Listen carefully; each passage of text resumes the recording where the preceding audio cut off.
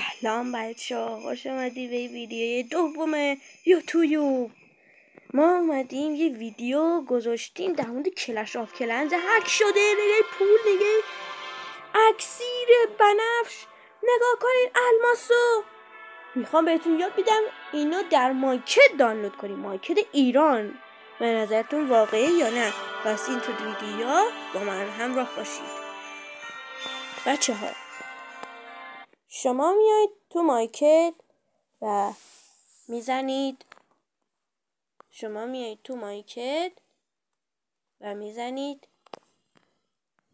کلش هک شده. اینو که سرچ